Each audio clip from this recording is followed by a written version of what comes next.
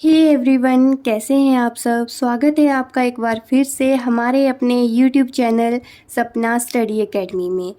Science series को continue करते हुए आज हम पढ़ेंगे एनसीईआरटी क्लास 8 का चैप्टर नंबर 9 फ्रिक्शन, जिसे हम कहते हैं घर्षण।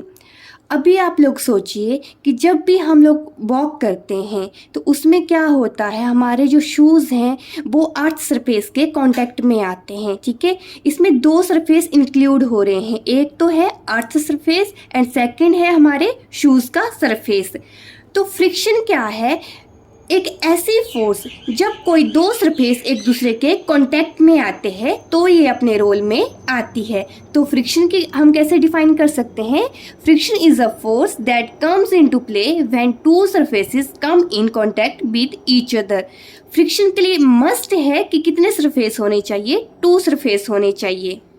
फ्रिक्शन में जो फोर्स लगती है उसे हम कहते हैं फ्रिक्शनल फोर्स, या फिर इसे कहेंगे फोर्स ऑफ फ्रिक्शन। ठीक है, ये हमेशा जो आपके मोशन हो रहा है उसके हमेशा अपोजिट लगती है। ठीक है, जैसे ये ऑब्जेक्ट है, मान लो इसका मोशन इस साइड है तो फ्रिक्शन फोर्स किस साइड करेगी?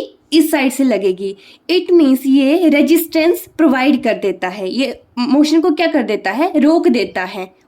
आगे हम पढ़ेंगे कुछ ऐसे फैक्टर जो फ्रिक्शन को अफेक्ट करते हैं। इट मीन्स कि फ्रिक्शन कब कम होगा, कब ज़्यादा होगा, तो उन फैक्टर्स को हम अभी स्टडी करते हैं।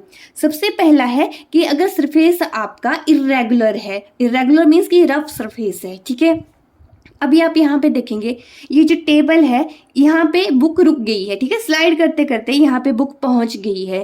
तो आप देखेंगे कि साइड वाला जो एरिया होता है टेबल का, ये क्या होता है? थोड़ा सा रफ होता है। इस वजह से इसने जैसे फोर्स अप्लाई की तो क्या है? बुक का मोशन रुक गया। ठीक है, तो जितना ज़्यादा रफ सरफेस होगा उतना ही ज़्यादा फ्रिक्शन होता है।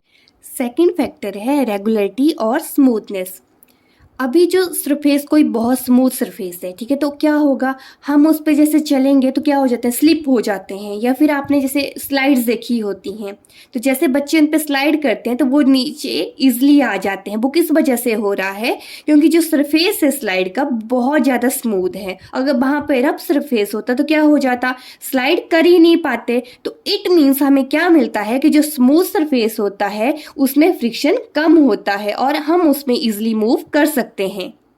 थर्ड, एक और चीज़ है, मान लो कभी आप लोगों ने अपने हाथ ऐसे रब किए हैं, जिस ठंड के दिनों में हम क्या करते हैं? अपने हाथों को रब करते हैं, तो उससे क्या प्रोड्यूस होता है? हीट प्रोड्यूस होती है। या फिर क्या है, आपने कभी मैच स्टिक्स जलाई हुई है तो उसमें भी क्या होता है? हीट प्रोड्यूस होती है। इट मीन्स कि जब भी हम दो सरफेस को हार्डली प्रेस करते हैं तो वो क्या हो जाते हैं? हीट प्रोड्यूस करते हैं। ये फ्रिक्शन के कुछ फैक्टर्स थे। आगे हम इनके टाइप्स के बारे में पढ़ेंगे। तो types of friction: static friction, sliding friction, rolling friction and fourth one is fluid friction. ये टाइप्स बहुत इजी हैं, इसमें बस आप लोगों ने ये याद रखना है कि इनमें फोर्स कौन कौन सी लगती है, वो भी मैं आपको अभी बताती हूँ।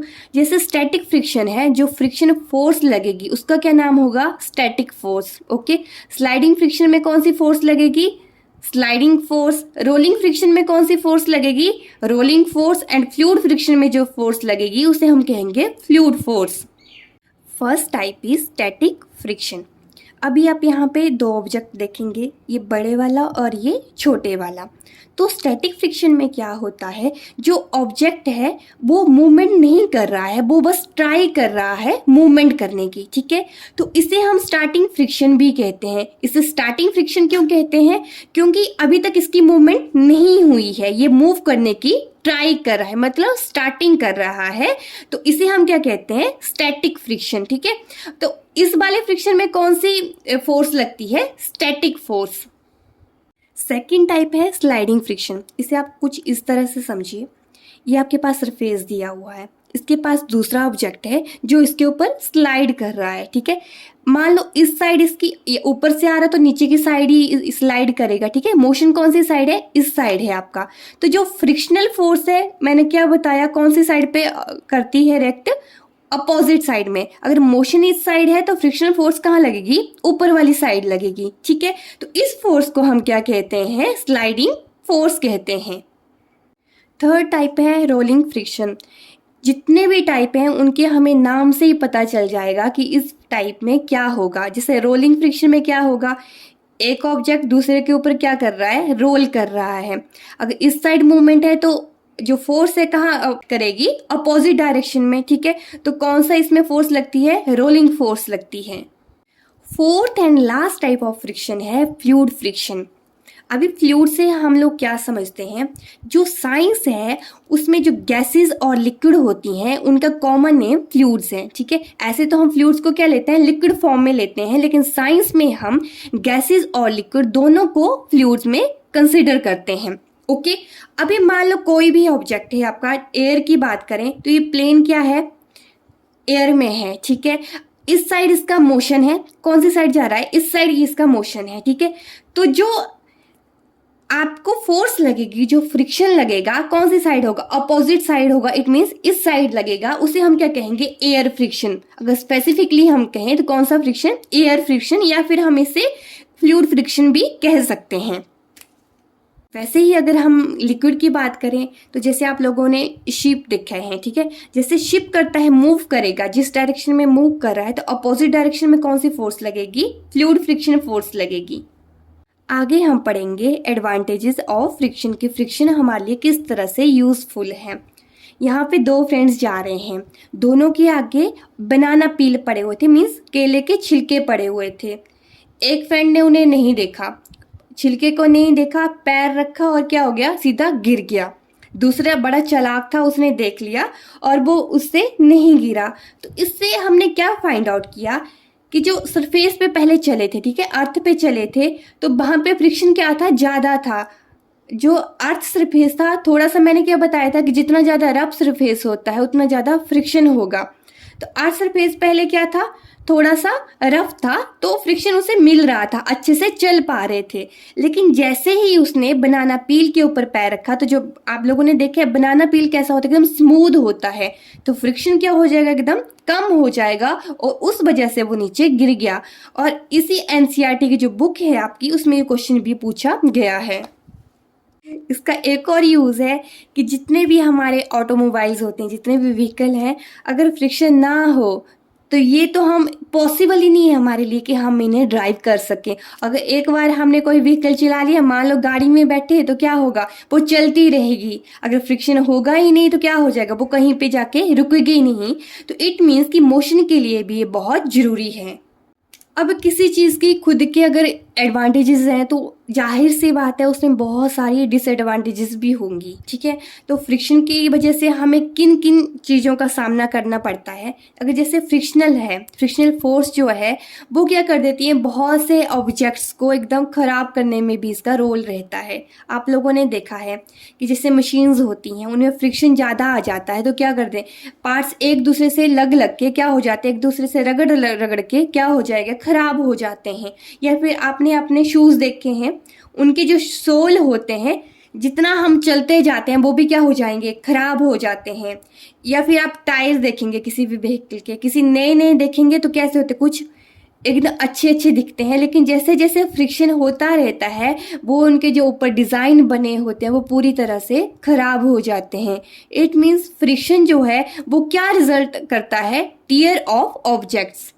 इन सब चीज़ों से बचने के लिए हम देखना चाहेंगे कि हम किसी भी फ्रिक्शन को कैसे रिड्यूस कर सकते हैं। ओके, तो जैसे कुछ ऐसे सब्सटेंसेस हम यूज़ करते हैं जिसकी वजह से फ्रिक्शन को हम कम कर सकते हैं, और ऐसे सब्सटेंसेस को हम कहते हैं लुब्रिकेंट्स।